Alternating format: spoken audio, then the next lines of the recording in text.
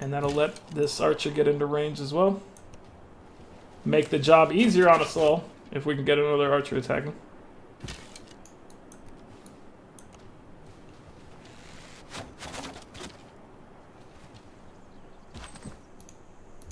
Let's see, Nubia.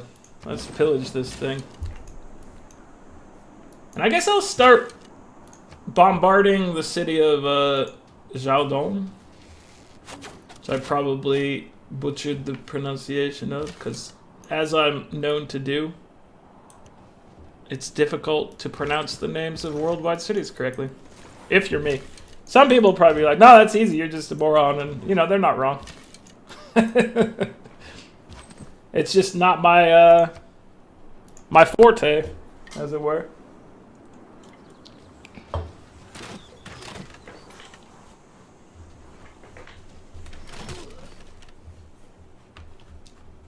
We do have to be a little careful, though, down here to not let our guys get killed.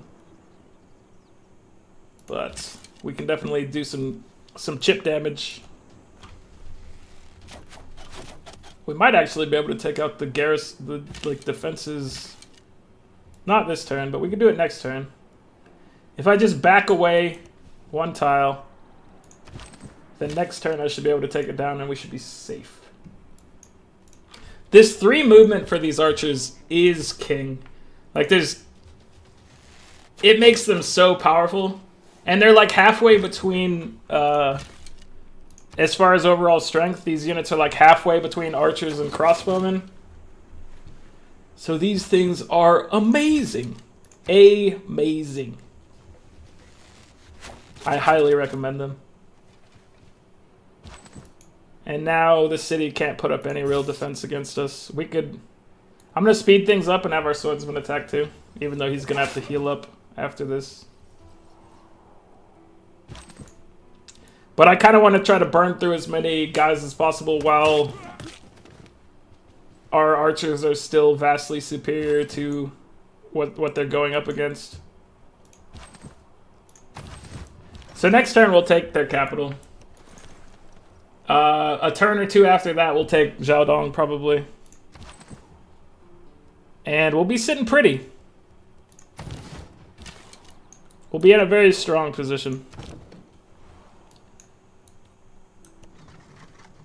We could look at attacking Scythia.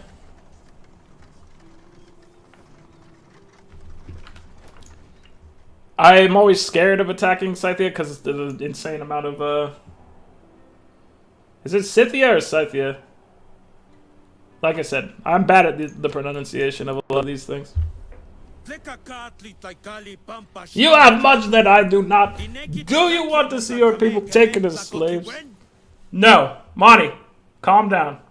I'll trade you luxuries if you want. But I'm not just going to give you my luxuries. You can denounce me. That's understandable. You have a favorite Civ in Civ 6? Let's see. What would my... I think... I mean, one of the ones I have the most fun playing just because I feel like they could go crazy with some good luck is the Australia. Civ is a lot of fun. So I would... Just for overall fun levels, I like them a lot. I do like Montezuma. He's a lot of fun. I like his ability to get a bunch of builders by going to war. I think that's pretty cool. But as far as favorite goes, those are top tier for me. I enjoy playing them. I like America's bonus in like continents and stuff like that. I have fun with that. Montezuma is strong, no doubt about it. What's do you have a favorite?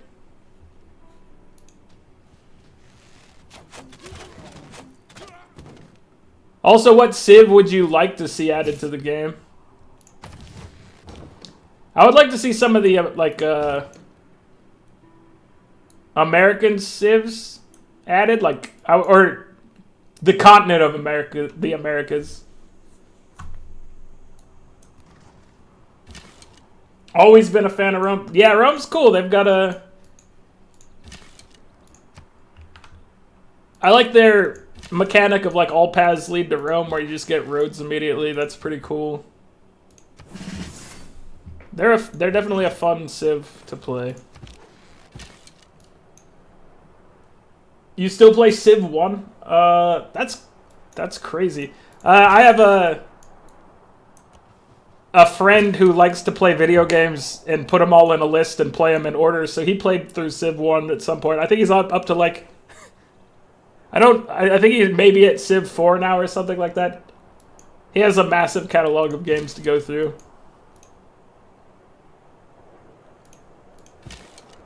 The Civ 2 bonus stuff was cool for sure. The fantasy one, I remember that one. I don't remember if it ran, like if it played real well, but it was definitely interesting.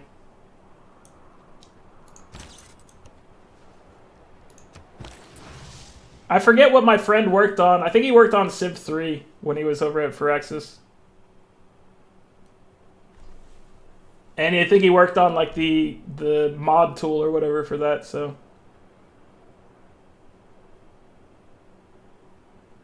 Yeah, I don't think I ever played the original Civ. I remember playing Civ 2 a lot though. And yeah, the stacks of Doom in Civ 3 are kind of silly. I remember Civ 2, like you'd build like a city on a hill, put a pikeman in there, and it'd be able to defend for an eternity. So overall, they've improved things throughout the ages, but I still... Civ 2 was the first Civ I played, and it brought this series into my heart, you know? It's always been an important part of, like, gaming for me.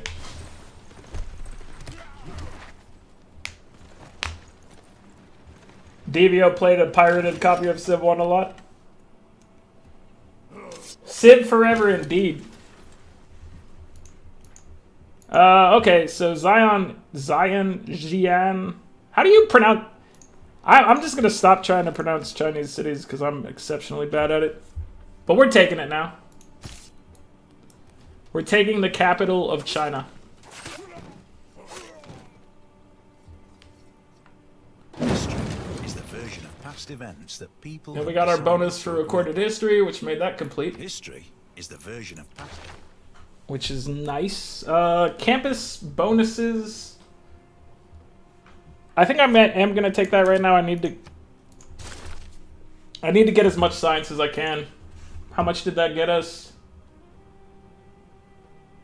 Let's see if we can see that on the report. Does it tell how much science comes from a bonus on this screen? It does. It might, but I'm not seeing it. Is it in here somewhere? Nope. Oh, well, there's an adjacency bonus. So this doubled to before. We have no adjacency bonus there. So we just got 2 science per turn for that. That's fine. Whatever. You make up your own words for cities that are free. That's one way to do it for sure. Sometimes I just rename cities that I don't know the names of, and I'm just like, this is now China capital over here.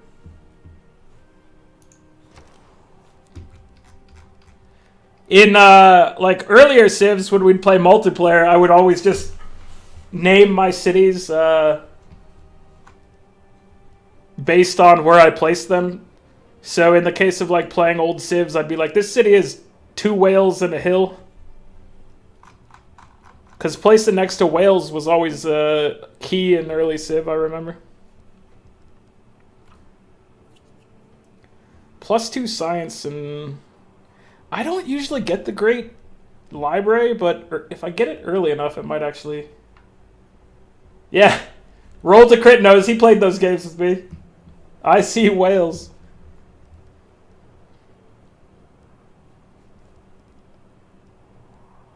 everyone knows the reason that I built the city there was because of whales. So I'd like... I would be a fan of having the Great Library. I mean, it's not too powerful at all, but it'd get me an extra Great Scientist point per turn. Get me a couple points of science, and then might get me some boosts in the tech tree. I don't know how many would actually get me, though.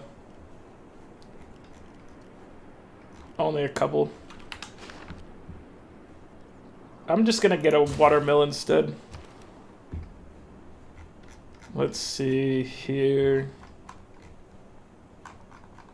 Okay, do we have... We still can't make swordsmen or horsemen because we don't have an encampment and we don't have enough resources to be able to handle that.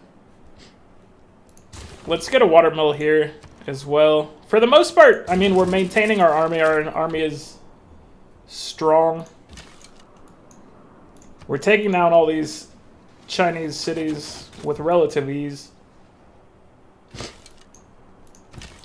I don't foresee us having problems with China. We could probably declare peace with them right now and maybe get a relatively big bonus. What would you give me for peace at this point? Give me all your gold.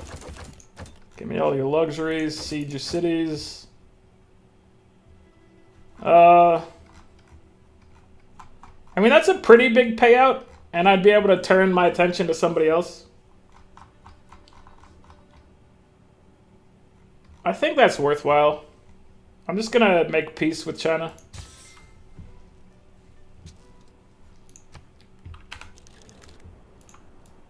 So now I can use that money to upgrade my warriors to swordsmen.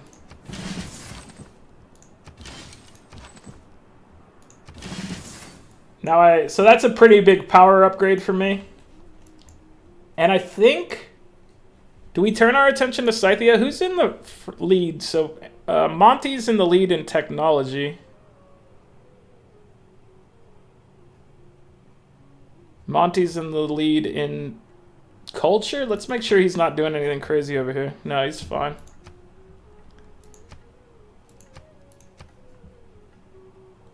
I'm in the lead for domination.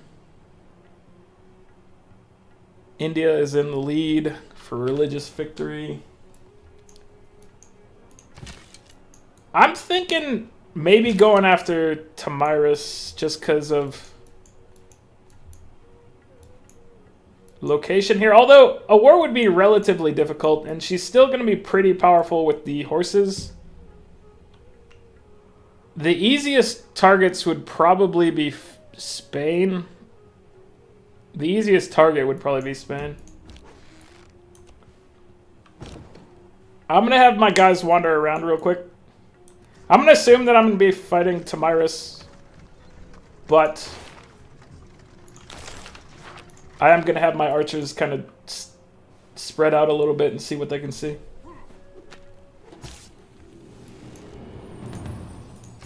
All my swordsmen. Train an apprentice. My two tools are example and nagging. All my swordsmen should heal up. You're healed up. You should stop sitting around. Let's just try to find some stuff.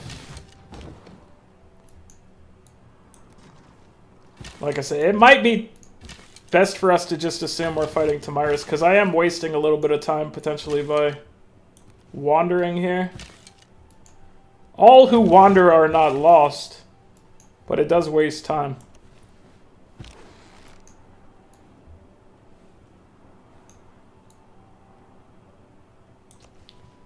Alright, let's assume that there's going to be somebody up here for us to attack.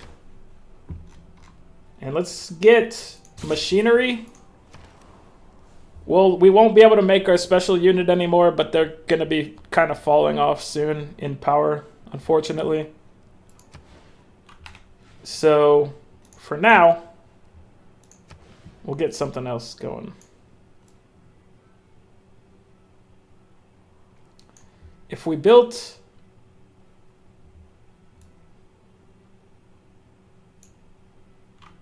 Do you get bonuses for the industrial zone if it's next to... Yeah, okay, quarries do count, that's right. So I could put one right here, and that'd be a decent spot for overall adjacency bonuses.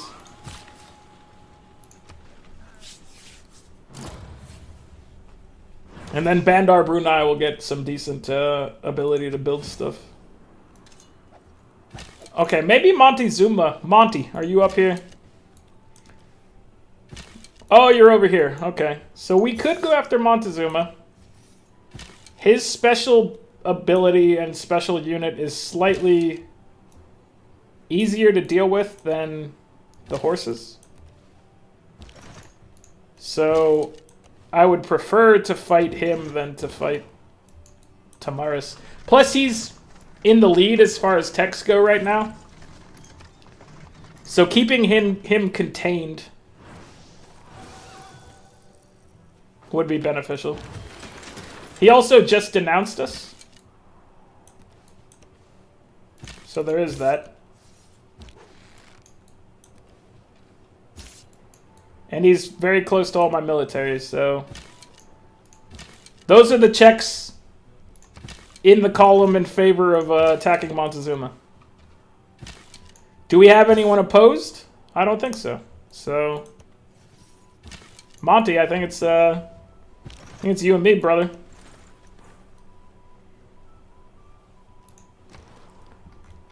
Let's see what we got down here. We could...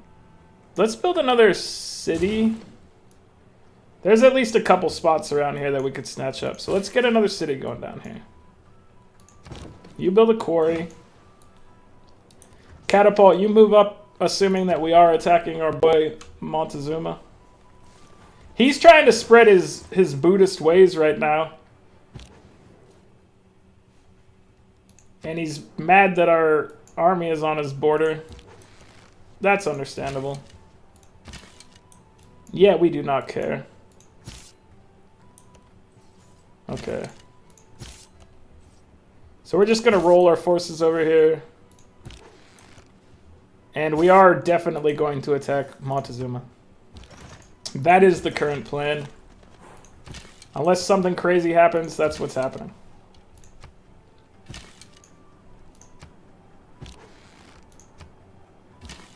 We'll declare war next turn.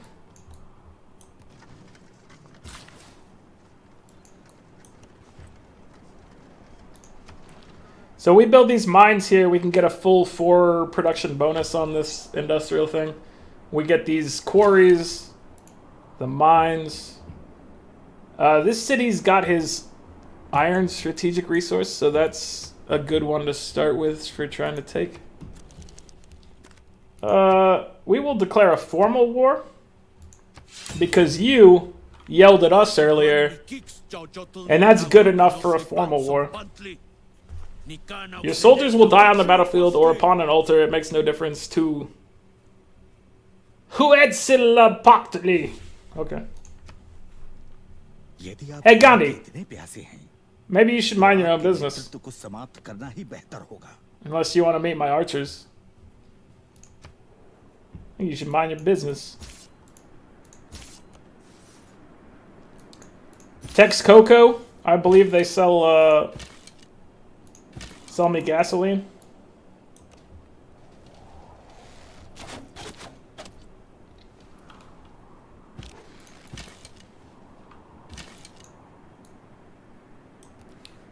Okay, so this will be a pretty easy city for us to take.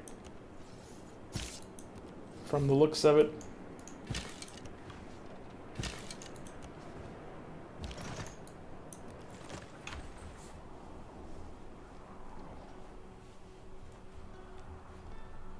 Texcoco. I am bullying the Chinese and the Aztec. That is correct. I got done bullying the Chinese, and now I have moved my bullying powers on. Oh, no, move back. I guess cancel. I need to build mines here, but I thought I already built one there, and I just I was a fool. A foolish fool. And I moved him from a spot where he should have been. We want you to have these tiles.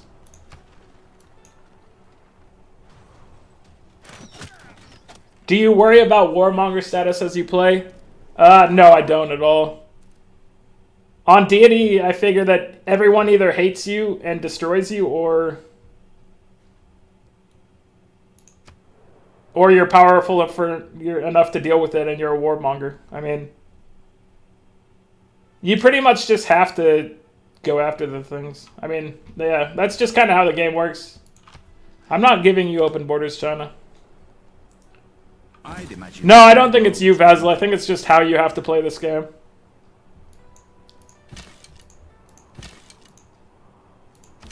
Let's see. We want to get our better archer in the range here. Oh, yeah. So Beyond Earth was painful in disappointment. It was a really cool game, but they had a lot of really glaring flaws. Let's see. I need to squeeze this. Oh, we can move you here. There's Toronto. I want to get this archer out of range of this encampment. Well, okay, so yeah, Beyond Earth. They had a lot of just... I don't know, they had a lot of problems, and it's been a while since I played it, so I can't remember all of the things that I thought were wrong with it.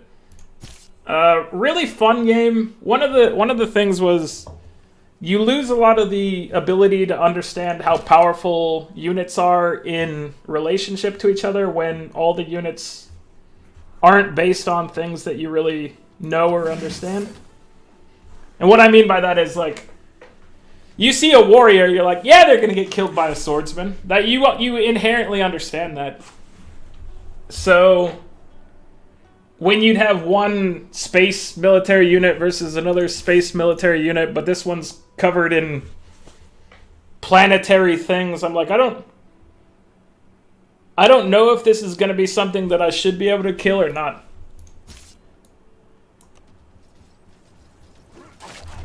Synergy between the tech tree and actual gameplay. Yeah, I get that. So another thing that I thought was weird was they introduced that really cool... Like, I thought the victories that they introduced were cool.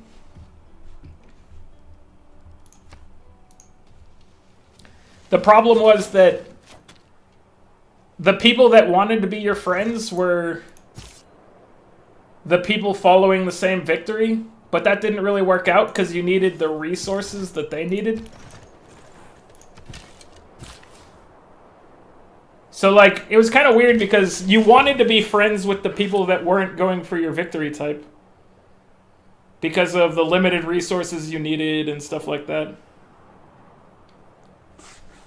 It was just kind of weird and flawed.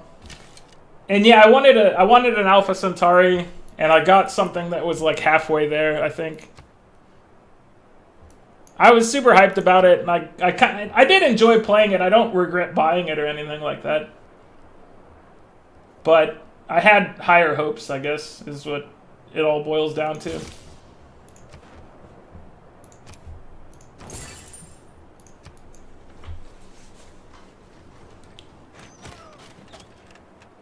I think it probably would have fell upon a lot of harsher criticisms if it didn't have the civilization name attached to it.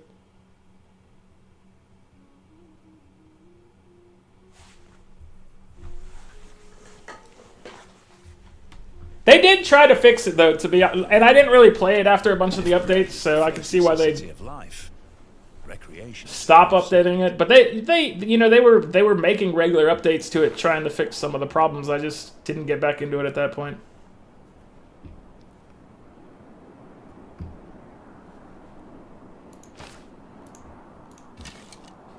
Like, part of the strategy for Firaxis seems to be to release a game that's kind of incomplete and then fix it over time. Which, for a game like Civ and stuff like that, it works pretty well, I think. Although a lot of people do get disappointed with the early releases of like if they released Civ like Civ 7 tomorrow and it didn't have everything in Civ 6, you'd hear people crying about it. Even if it's like a good step forward or whatever. That's how I feel with like Civ 5 and Civ 6. I think there's a lot of things Civ 6 did right and they're working to make it a better game. But people are just like, oh no, Civ 5 is superior. And I'm like, nah. I really like the district feature. I think it's an awesome addition to the series and I want them to expand upon it.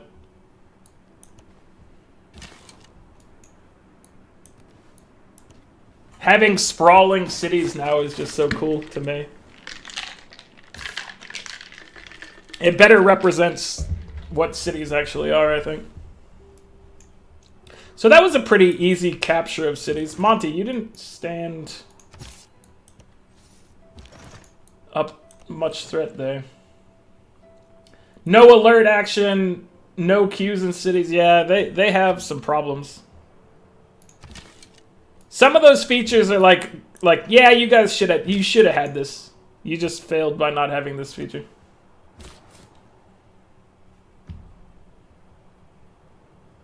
Yep, I missed the keybinds. Those were something that they commonly had, and then they just got rid of, and no idea why they did.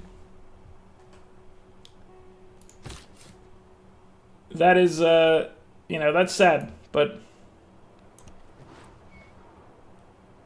yeah.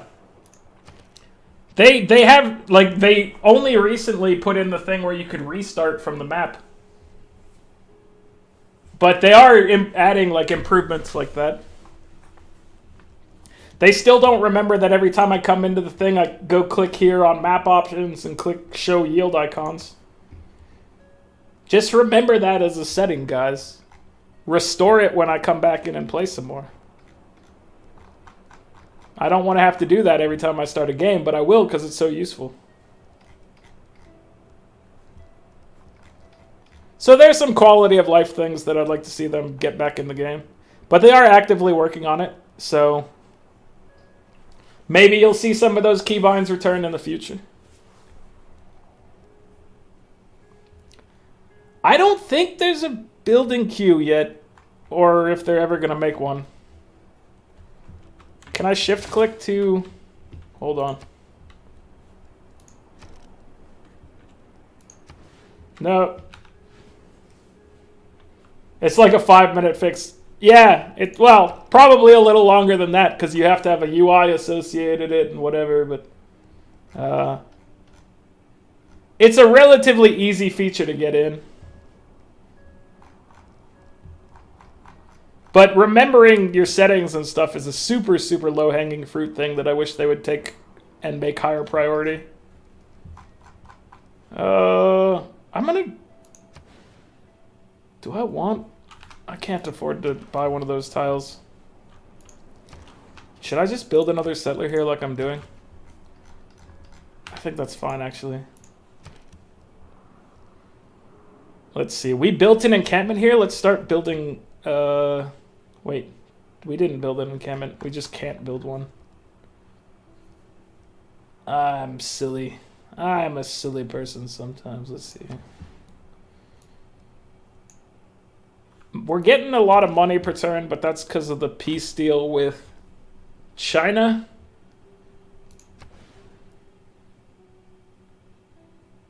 Let's build this campus. No. Commercial hub. We'll put you right here.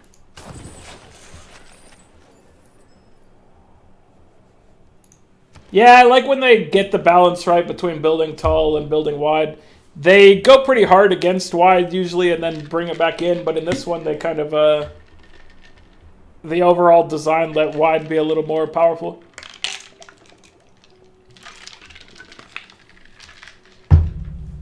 Because it's the easiest way to get a new district, basically. Although it's not